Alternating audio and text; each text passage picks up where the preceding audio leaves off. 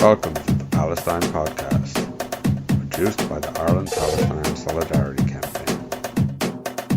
Museums and archives has always been a political act, given the key role they play in knowledge production.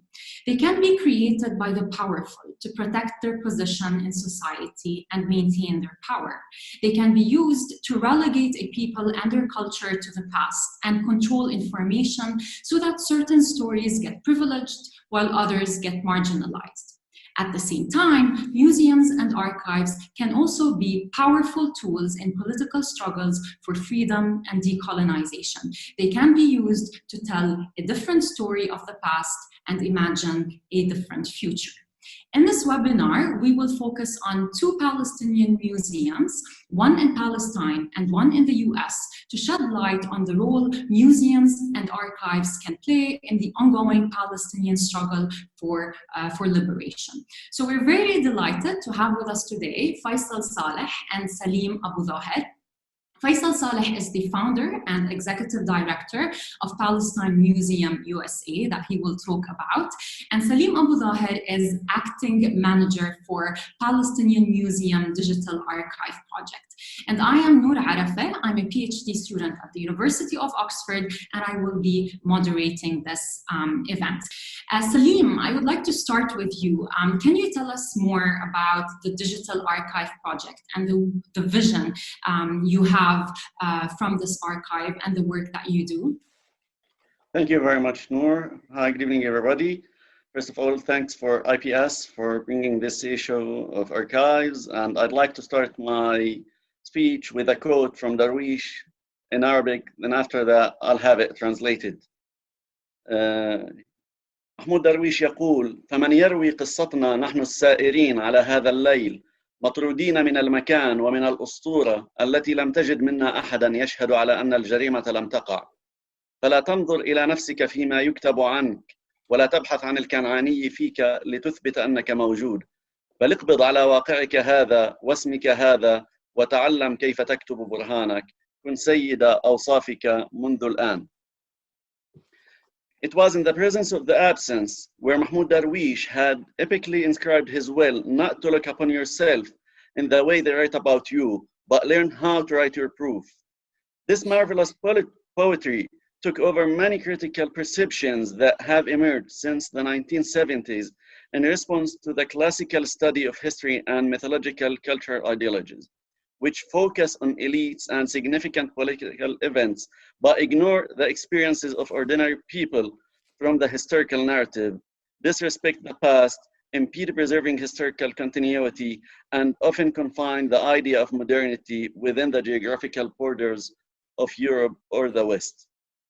The Global South witnessed since then many calls to analyze and deconstruct cognitive knowledge structures to approach and represent the absent, the missing, and the fragmented in the dominant socioeconomic, political, cultural, and historical narratives. These endeavors also aim to reread power relations, perceptions, and non-authoritarian networks in addition to the interaction among different social groups, allowing the marginalized to contribute to the expanded comprehensive call of history through subjective experiences, daily life, customs, traditions, and indigenous behaviors, away from the classical narrative of authority and power groups.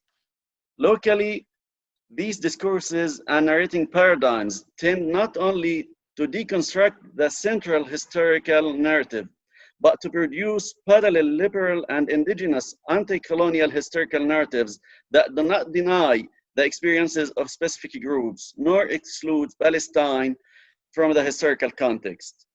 Further attention is being paid to the entirety of the testimonies and voices of people absent from the established colonial, authoritarian, and elitist historical narrative, thus retrieving microhistories that represent the indigenous trajectory of social, economic, and political relations and dimensions present through any tangible or intangible trace.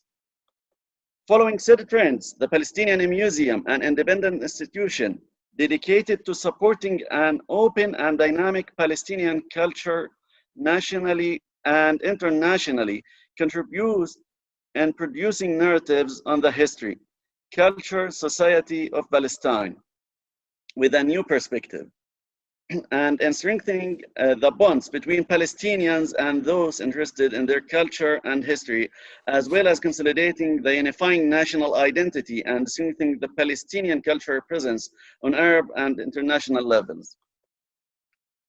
The Palestinian Museum was designed as a transnational institution capable of overcoming geographical and political boundaries to reach Palestinians within Palestine and beyond. Its digital collections and online platforms, alongside its network of local and international partnerships, allow for the sharing of skills, resources, programs, and exhibitions with individuals and institutions worldwide. In harmony with this vision, the museum initiated in 2018 its signature digital archive project as a strategic initiative that constitutes one of most important components of the museum's virtual platform. The digital archive has established, in terms of its type and size, the first long-term digital archive platform in Palestine, and contributed to the museum's educational interventions, knowledge programs, and social activities. Right from the start, the project has been working on restoring and exploring the marginalized microhistories of Palestinians from the early 19th century to the present day. With said regard, it settles on the so-called history from below to write people's history and to produce narratives about Palestine, its culture and society, besides helping to reduce the threats facing archival collections and Palestinian tangible and intangible antiquities through digitizing and preserving the endangered archives. The Digital Archive project builds on the digital collections that the Palestinian Museum had previously collected and digitized, including the Family Album Project, which focused on exploring the photographic treasures that Palestinians kept in their own homes and documenting them for future generations.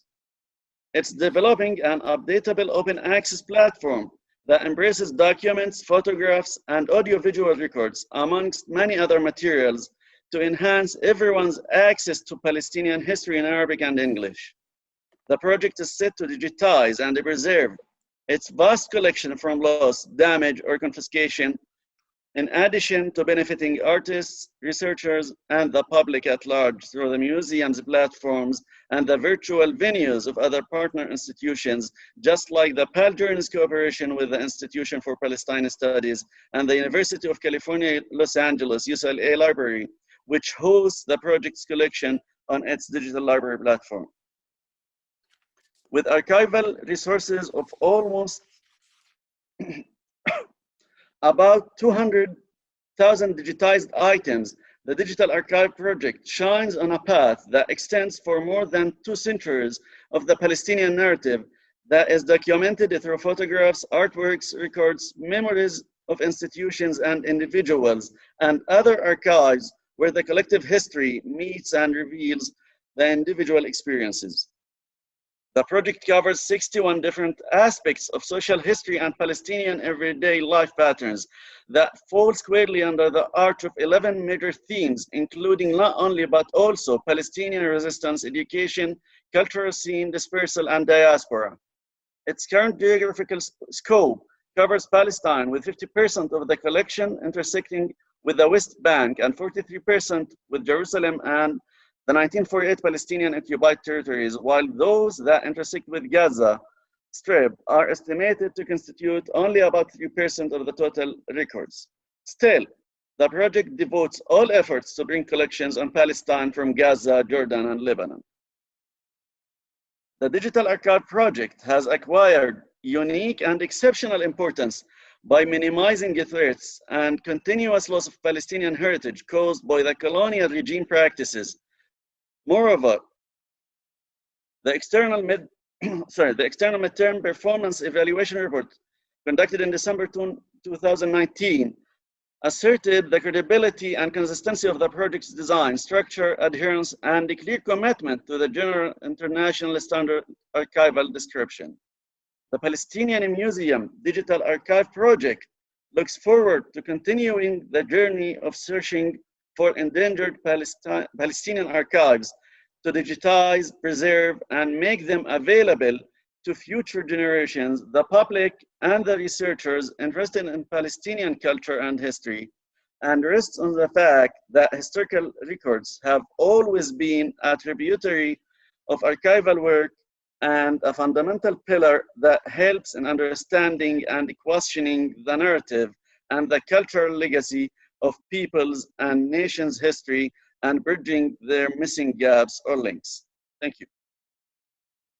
Thank you so much, Salim, for giving us this passionate presentation on the work you and your team are doing with the Digital Archive project, specifically the goal you have in terms of deconstructing the general history of Palestine and creating a new narrative, which I find is specifically interesting the approach you are using, which is history from below that you talked about, which allows us also to raise the voices of normal people. The next presentation is by Faisal Saleh, who will tell us more about the museum that he co-founded and the archives he is working on. Faisal, the floor is yours.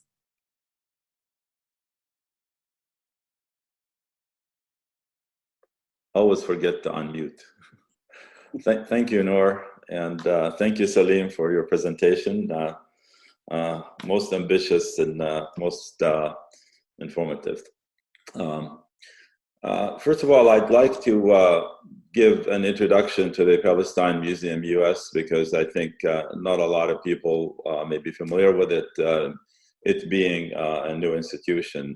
The Palestine Museum US opened its doors on April 22nd of 2018, so we've been around for about 2.5 years. It's located in a small town in Connecticut called Woodbridge, and it consists of about 6,000 square feet of space. The museum really looks at its mission as being, first of all, to preserve Palestinian history and culture, to celebrate the artistic excellence of Palestinians through exhibits and other media programming, and to also create a market for Palestinian art in the United States, and in particular in the West in general. And more importantly, to tell the Palestinian story through the arts.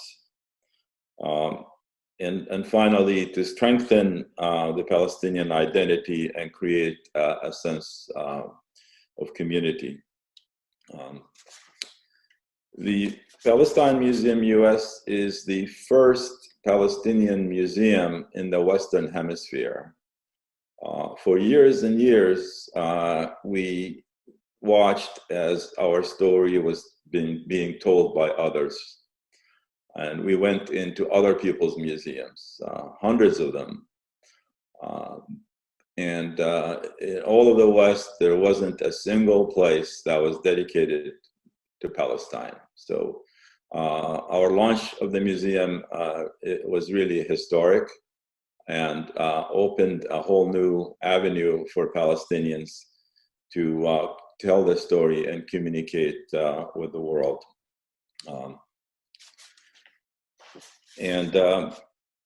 The communication is really so important.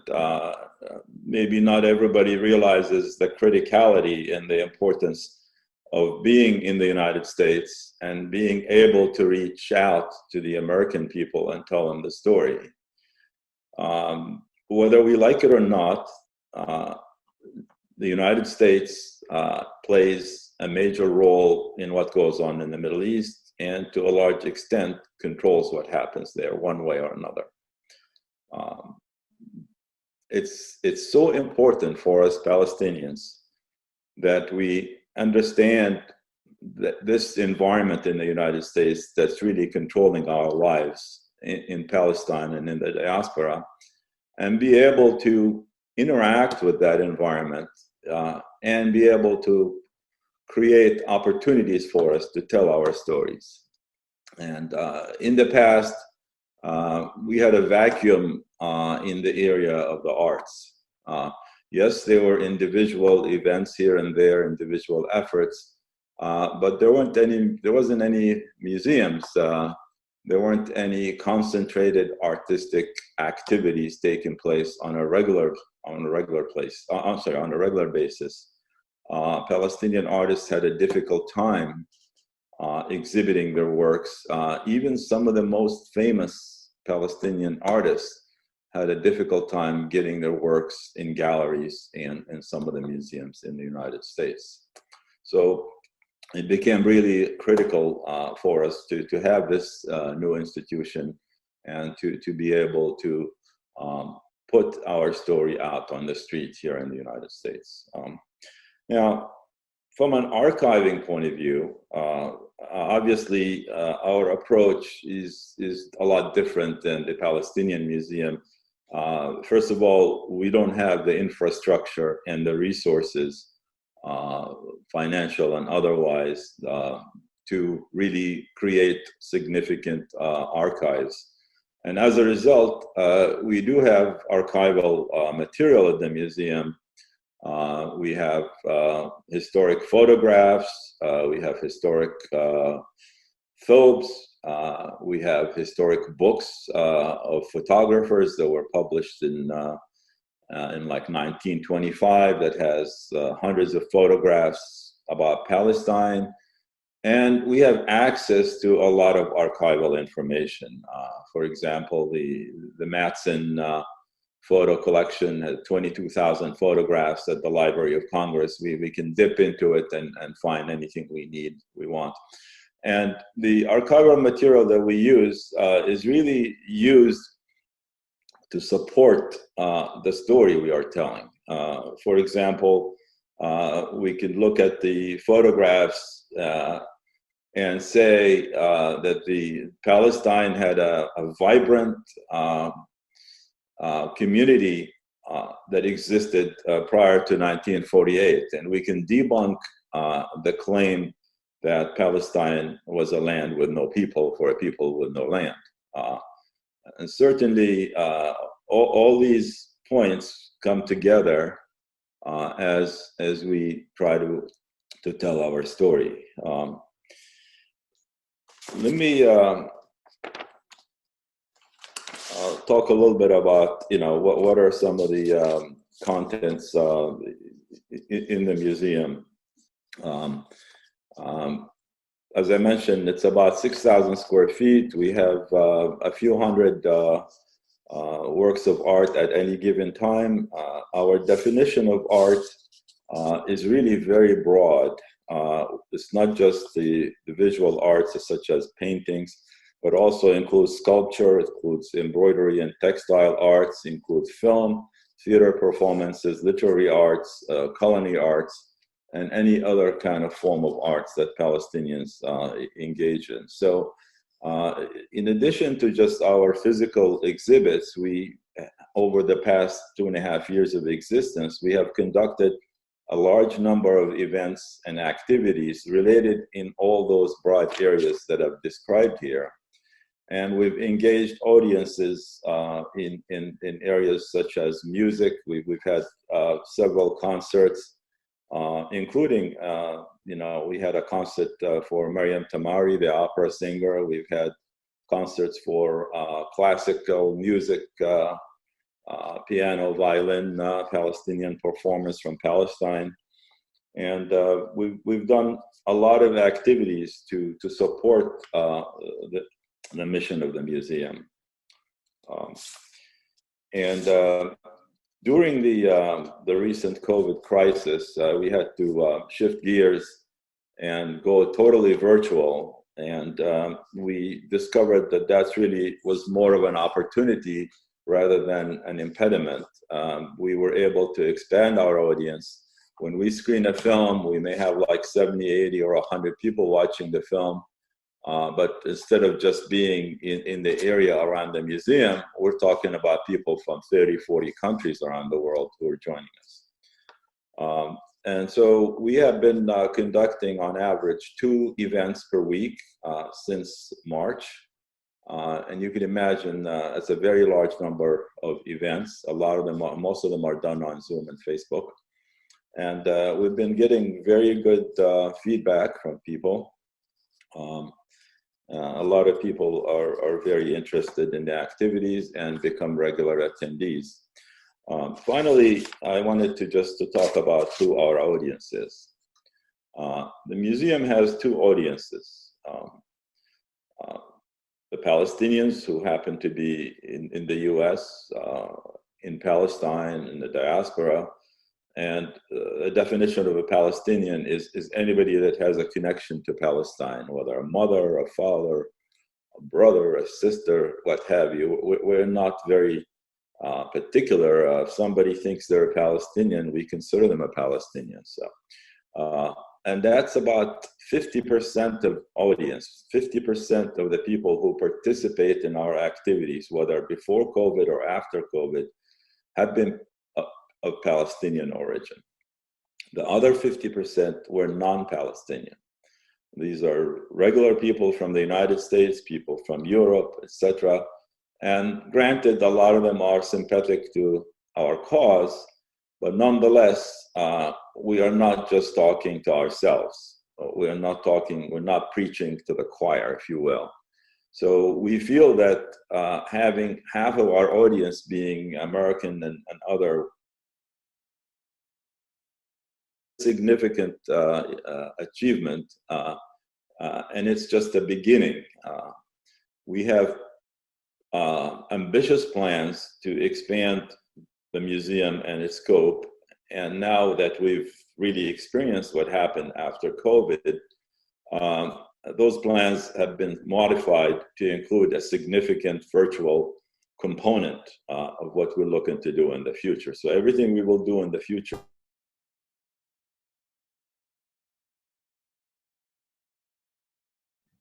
but our initial plan, which we still believe in, calls for creating branches of the museum in major cities in the United States and trying to create a grassroots communication effort to reach the Americans wherever they exist and to get to the point where we actually telling our story directly to the American people at the grassroots level, because we think that the arts is a better medium for communicating our story.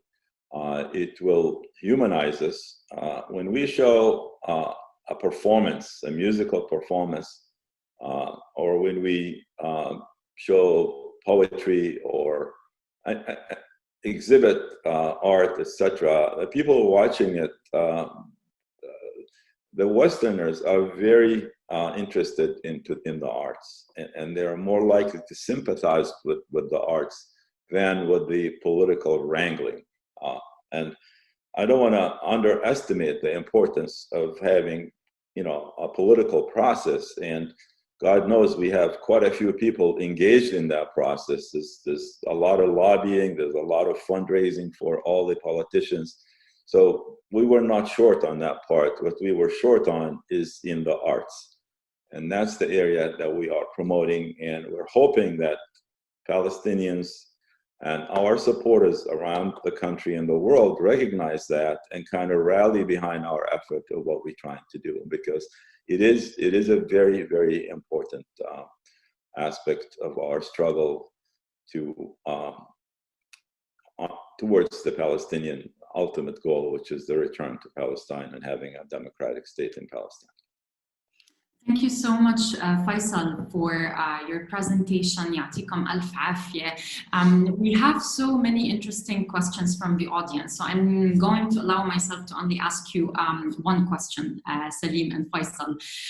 So you both discussed, you focused on the role that museums and archives can play in changing the narrative, in telling a new, different story about Palestinians, which could be seen as a way of imagining Palestine and making the archives more active. And this is important because it defies how museums can sometimes function, especially in colonial cases where things are only put on display for popular consumption. There are many museums, or like several museums on Palestine, in Amman, in Lebanon, in Shatila, in DC, and other places. And we now have a movement of a number of refugees actually working on museums. My question to both of you is, especially since like Faisal, you're based in the US, Salim, you're based in Palestine, how do you envision working with the Palestinian diaspora and Palestinians living in Palestine to create this new narrative that can represent and unite all Palestinians? Is this part of your vision for the future, or is this something you aim to do in the future? Because I think working together as Palestinians, especially when we have different museums, can also make the different museums more powerful sites. But I would like to get your views on this, if possible. You go ahead. No, please go. Please, you start. All right, thank you. Well, the Palestine Museum US is heavily engaged in our Palestinian constituencies, both in the US, in some parts of Europe and the East, as well as in Palestine. I'm constantly on Messenger, on the phone, talking to artists and talking to other people, in Gaza, in Ramallah, in Nablus, in Jericho, in Bethlehem. We're always looking at artwork there. We're talking to musicians. Last couple of weeks ago, we had a concert by Amal Morkos from Beit Yosef in the Galilee, and Fadi Deep from Haifa. We are continuing to have these activities. So we are wired right into the Palestinian communities everywhere, and not just in the US here, but also in Palestine. We've done the same thing with people in Europe. We're looking at artwork. We're shipping art from Germany. We're shipping art from Belgium, art being shipped from Gaza. So all that comes to the museum, and we are talking to the people. We have events going on all the time. So we are heavily engaged on a day-to-day basis. Thank you, Faisal. Salim, any other insights about how you envision working with the Palestinian diaspora? Actually, Palestinian diaspora is like a main theme of our themes at the Palestinian museums, and we already have a researcher who is based in Jordan to archive collections from Palestinian refugees over there, and we have already one of our team members who visited Palestinian camps in Lebanon, and we are open to having many collections. We have like connections with Latin America, Chile, with Palestinian people in Europe. So we are open to Palestinian diaspora, and we'd like to have as many as possible collections here at the Palestinian Museum. Thank you, Salim. So I'm going to start asking you the questions we have from the audience. So we have two questions from Anne Irfan. The first one is for Faisal. Is there any way to access the archival collections you describe remotely? And to both of you, what do you see as the priority or priorities in terms of collections? Faisal, would you like to start? Sure. Yeah. I can tell you how to access the biggest photographic archive about Palestine, which is called the Matson Collection, Matson. So you go on Google on a browser and you do a Google search. You search for Matson Collection, Library of Congress. And then you're going to get a place where you can either browse or you can search for keywords. Like you want to see all the photographs about Ramallah, you type Ramallah, and you'll see like 200-300 photographs that you can look at from Ramallah. You can download them in high resolution. You can print them. You could do anything you want with them. These are available with no restrictions on use. You don't have to, you can make copies of them, you can print them, you can do anything you want. And at the museum, we have a collection of over 100 of those that are printed, and sometimes you have to clean up the photographs a little bit. But I guarantee you, if you go in there, you'll be there for 3-4 hours before you realize that you spend that much time, because there's so many photographs and a lot of them are very interesting. Mm-hmm. One of the photographs we got from there was of a young Palestinian woman from Ramallah.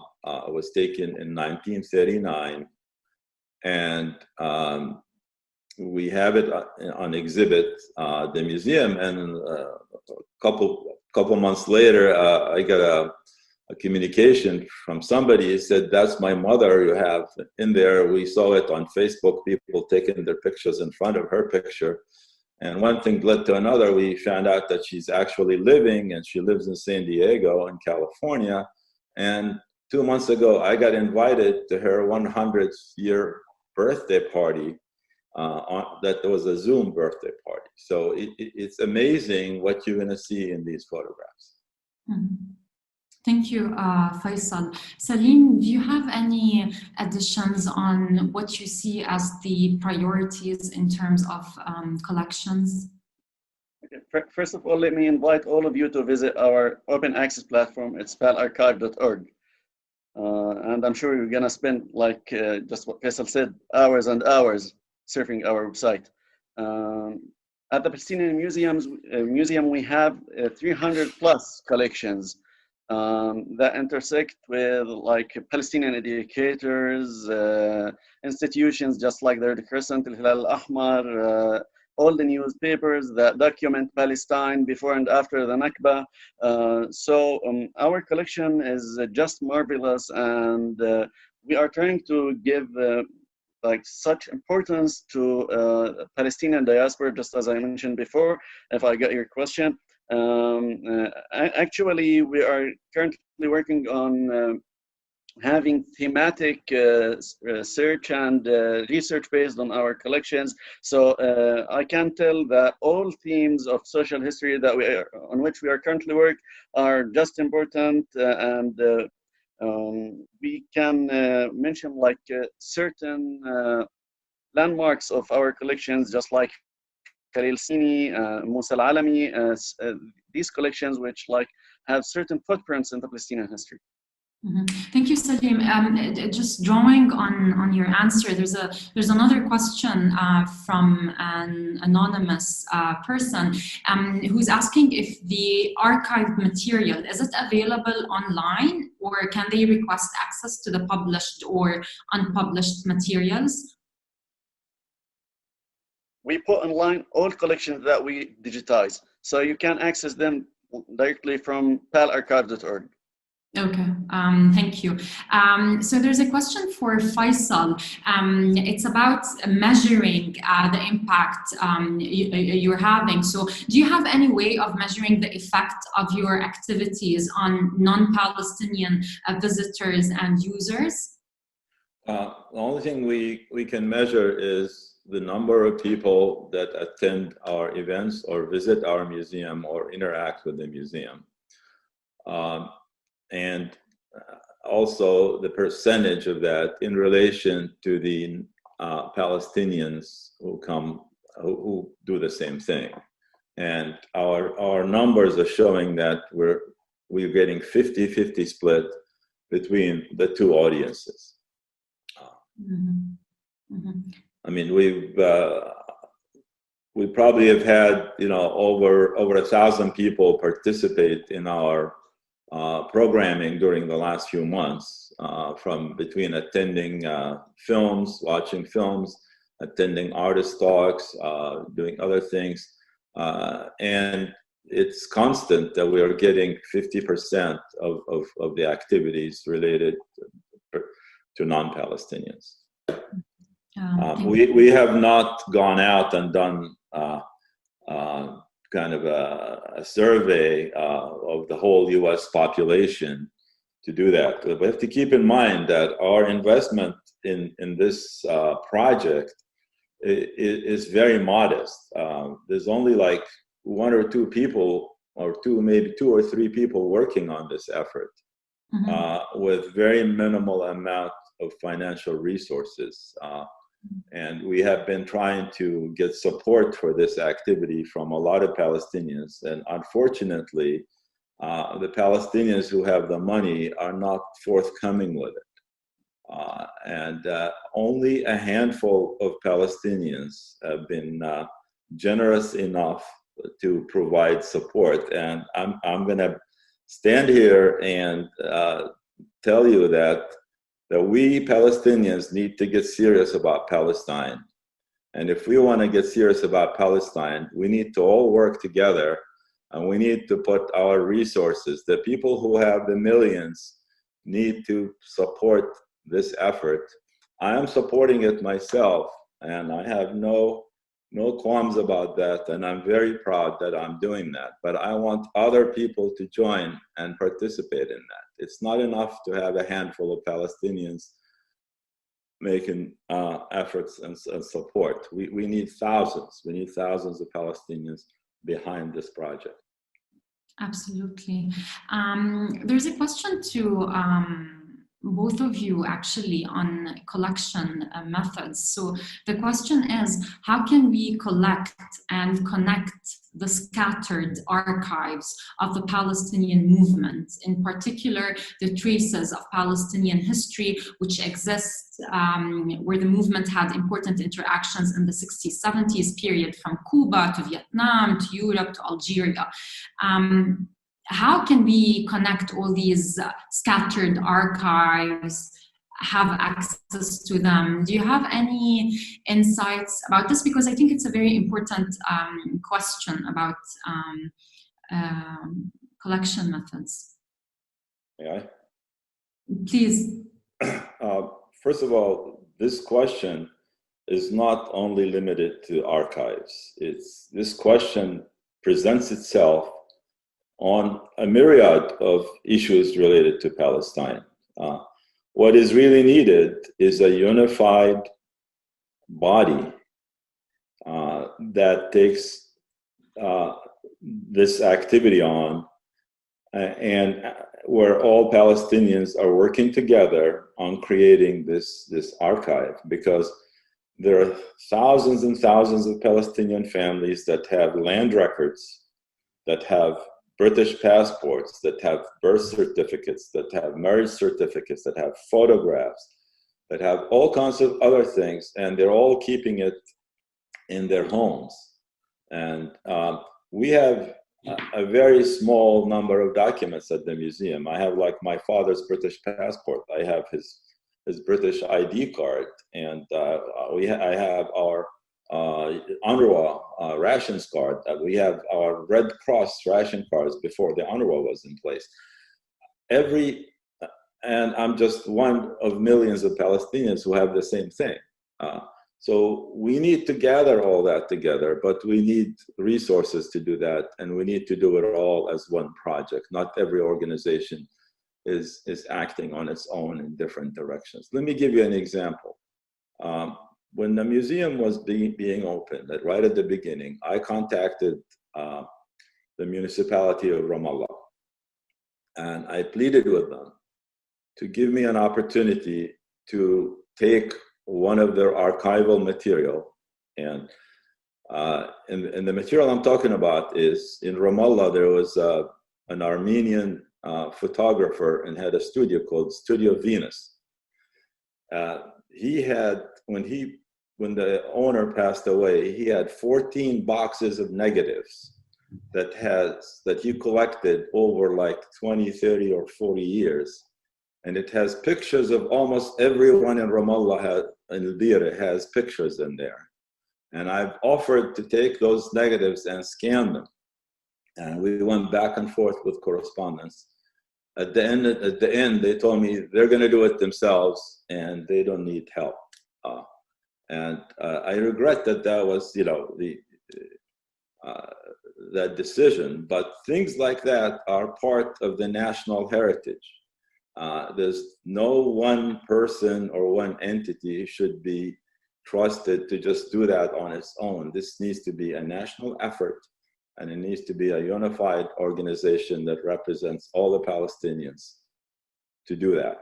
I'm still interested in the Venus archive, and it's something that we need to do. If those photographs are scanned and published, you will see thousands and thousands of people are going to find their relatives in them, and it would be such a great thing to have. So let's get on that. Yeah, thank you. Sorry if I took too much time. Salim, sorry about it. Salim, do you have any other insights to add on the question of how to collect scattered archives, or shall we move to a different question? Faisal's answer, maybe it might be a little bit political, but my answer is going to be more technical. We're looking for Palestinian collections all over the world as that part of the Palestinian puzzle, the narrative of Palestine. We at the Palestinian Museum, we have a large team of researchers who are trained and doing field work, and they're following up, collecting, convincing owners of collections to have their collection within our archive. But I'm sure, and I totally agree with Faisal, that Palestinians are aware of the importance of their inherited archives and documents. We have lots of connections with Palestinians in Europe, America, Africa. We have connections with Palestinians in Tunisia. So technically, the team of researchers is doing all possible effort to get more collections, and just as I said before, our scope is mainly Palestine, Lebanon, and Jordan, but we are very open to have all collections that intersect with the Palestinian narrative, whether they were inside Palestine or outside Palestine. Thank you, Salim. And I would just like to remind the viewers that we have another event, another webinar actually, on archiving the struggle towards a new political imaginary for Palestine. That will be, one of the speakers will be Professor Karma Nabulsi and Professor Abdelrazak Takriti. But Laura can give you the specific date of the webinar. I don't have it. There are some specific questions now by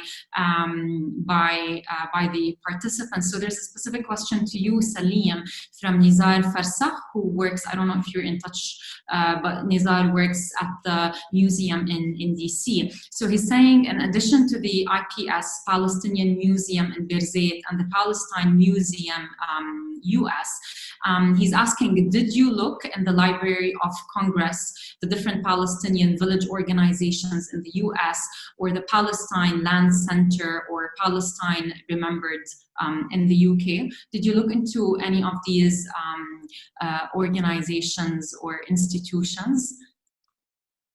Absolutely. We are trying to keep updated. We are trying to have the widespread knowledge of all acting platforms on Palestine.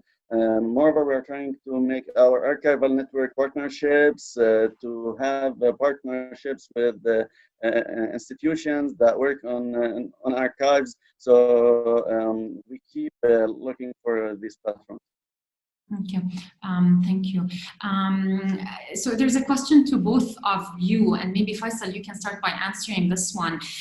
In terms of the visual arts, how do you each envision your institution's role in both laying out of a Palestinian art history of earlier generations and engagement with contemporary art practices and artists working now? How do you see your institution's role in both these things? There are two components to the question. The first is with respect to the history of artists who are no longer with us. Obviously, there are a number of books written about these artists, and we are trying to collect as many of these books as possible and make them available for people who want to study the history of Palestinian artists. We are collecting and researching books all the time. We have quite a number of books of particular artists. With respect to the current artists, we obviously engaged with a very large number of artists, 100 artists at least or more, and we are in conversation all the time with these artists about exhibiting their work either physically at the museum or virtually. And we're also engaged in trying to sell artwork for all the Palestinian artists, and we have been successful recently in selling arts in trying to generate some revenue for Palestinian artists who are distressed in either Gaza or in the West Bank, where they really need the resources. So we are engaged on a day-to-day basis, and we currently we have at least 200 works of art at the museum that belong to Palestinian artists. Most of the art we have is on loan from the artists. We have a small but growing permanent collections. These are works of art that were contributed to the museum mostly by the artists or a few by some private Palestinian individuals and Americans as well. But the bulk of the artwork is on loan from the artists. Thank you. Faisal. Salim, do you have any other additions to to how your work can be related to how we envision visual arts? Actually, art is one aspect of, among other many aspects on which we work in the Palestinian museums. We do research on the artistic exhibitions and artistic work, interventions which take place here. There are many exhibitions that have been held by the Palestinian museum where we used to exhibit physical or virtual artistic items Actually, we are more than just a gallery. We are a big museum where we are working on research and history together with art. Thank you. Thank you both.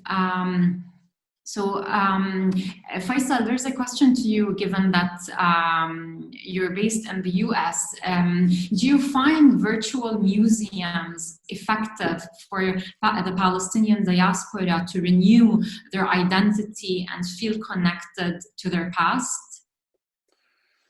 Yes, certainly there are certain things you can't do virtually, but you can do quite a bit when it comes to the arts and exhibits. Virtual exhibits are just as important as the physical exhibits. In fact, virtual exhibits can be more useful because you can leverage them and reach a much wider audience. We can reach worldwide audience with a virtual exhibit, whereas a physical exhibit is limited to the geography that you're in. So, as I mentioned earlier, we are adapting our strategy to take full advantage of the virtual idea and the ability to reach out to the global audience. So definitely that should be on everybody's roadmap. Especially now with the difficult times we're going through with COVID, I think it can be even a more powerful tool. Excuse me, I just wanted to point out an example of this. The Palestine Museum US has partnered with an organization called Palestine Writes. Palestine Writes is a literary festival that's taken place. Originally it was scheduled as a physical festival, but now it's a virtual festival. And as part of that festival, we are providing a virtual art exhibit consisting of about 50 artists and as many works of art that's going to be incorporated in the literary festival. That's another example of how this the idea of virtual exhibits are important. Yeah, definitely. Thank you. So there's another specific question to both of you. So there's a rich history of Palestinian periodicals produced by the PLO and various factions and other Palestinian institutions, including magazines, newspapers like Falastin Thawra, Shu'un Falastiniya, El Karmel, El Hadaf, and many others. Have you worked on or know of collections of these periodicals?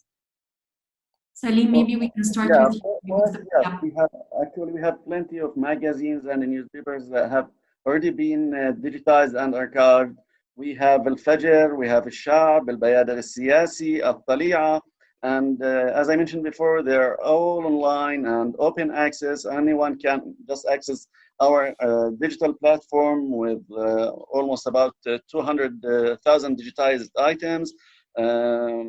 Among which we have magazines and newspapers, and everything is open access for researchers. And we receive like many questions from researchers and different types of beneficiaries, which we respond to academically. Okay, thank you. Faisal, anything to add on this? Although you have like a specific focus in the museum, but yeah, I think we are getting donations on a regular basis of books and pamphlets and things of that nature. And recently we got a couple of boxes that include some of the publications that we talked about, but it's very small and it's very limited. And we don't really see our strength being in that area. We see our strength in other areas, and we will rely on people like the Palestinian Museum in Birzeit to really take the lead in efforts like that, because they are more suited for that, both from a resource and infrastructure point of view, and that's something that we would love to cooperate and take advantage of the availability of these resources. Thank you, Faisal. So we have a question about the geographical focus of archives. So how much does the archive cover historical Palestine compared to the West Bank and Gaza? Salim, maybe you can take this one. Actually, I have answered this question during my speech. I just mentioned that we cover like 50% almost of our collections intersect with, or 54% of our collections intersect with West Bank, 43% of the collections intersect with 1948 occupied areas and Jerusalem, while only 3% intersects with Gaza. But we are doing efforts to proceed with collecting and getting more archives from Gaza Strip, and Lebanon and Jordan as well. Just a follow-up question, why do you have a small number of archives from Gaza? Simply the political situation, it's a little bit limited of sending researchers to Gaza. That's it. Just because of closures, and lately because of COVID, it has been a little bit hard to reach Gaza. Absolutely, it's much more complicated. Faisal, do you have anything to add on the geographical aspect of the archives? How much of the archives cover historical Palestine compared to the West Bank and Gaza? Everything we do, whether it's exhibits, archives, or anything, we do it equally, with equal opportunity for all parts of Palestine and the diaspora. And when we talk to artists, we talk to artists in Gaza, we talk to artists in the West Bank, we talk to artists in the Palestine 48, and we talk to artists in the US, in Europe, and South America, and all that. So we make no distinction between any geographic region as far as Palestinian arts and artistic artifacts and things of that sort. And we recognize no boundaries between all these Palestinian communities. Which is extremely important given the many efforts to fragment Palestinians on many fronts. And excuse me, Noor, I would like also to point one other fact, which is when we started the museum, there's some people kind of were scoffing at the idea of what we're doing and saying, well, this is not a museum because, you don't have this and you don't have that. And you don't have a license. Who gave you a license to have a museum? Well, in the United States, you don't need a license to have a museum. I got news for some people. But our focus is not only on the accomplished, established artists. Our focus is also on the rising artists, the new artists, and artists in all their phases of growth and life. And we want to make it clear that we welcome the work of people who are not necessarily the top 10 or 20 people in the world of Palestine. We want to encourage a lot of the artists. And I'd like you to see right behind me, there are two small, it's hard to point, two small paintings. These two small paintings don't necessarily represent fine arts, but they're in the middle of the museum. Therefore, a young girl in Damascus, a Palestinian girl, who was a special needs person, who was struggling learning, and she was turned onto art, and she took off with that. And we got 10 of her pieces of art, and we exhibit them at the museum right next to the top artists in Palestine. So we just I want to encourage Palestinian artists of all walks of life to continue their work, and we're happy to participate with them at some point. Thank you, Faisal, and thank you, Faisal and Salim, for two compelling presentations. Unfortunately, we're running out of time, so this webinar has to come to an end. But I want to thank you for the work that you are doing. We all know how museums and archives can be important or key sites of political power, and they play an important role in knowledge production. And as Palestinians, it's very important to use these as tools to create a new narrative. And you both showed us in a very humble way how with your teams and the institutions you're working with, you're aiming to create a new narrative and a new way of imagining Palestine and presenting Palestine to the whole world. So thank you so much.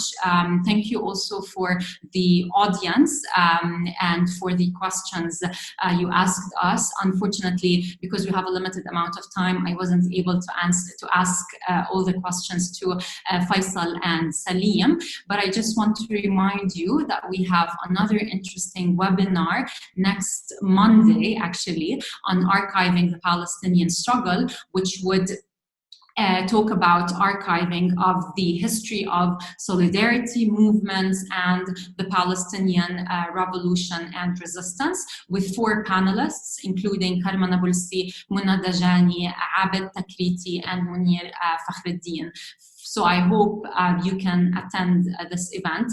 A final word to Faisal? Yes, thank you, Noor. First of all, thank you so much, and I'd like to thank the Institute as well for putting on this great event. And I wanted to also thank all the Palestinian artists around the world, in Palestine and the diaspora, and I would like to congratulate them on their fantastic efforts and all the excellence of the work that they've done. Ila al-amam, forward. Thank you, Faisal. Salim? Thank you very much. Thanks for the IPS. Thank you, Noor. Thank you, Faisal. And always, we are looking for your support. targeting Palestinian fragmented history wherever it is. Thank you very much. You've been listening to the Palestine Podcast, a production of the Ireland-Palestine Solidarity Campaign. For more podcasts like this, please visit www.ipsc.ie/podcast for more news, analysis, events, and ways in which you can take action. See our website at www.ipsc.ie. Thank you for listening, and you'll be hearing from us again soon.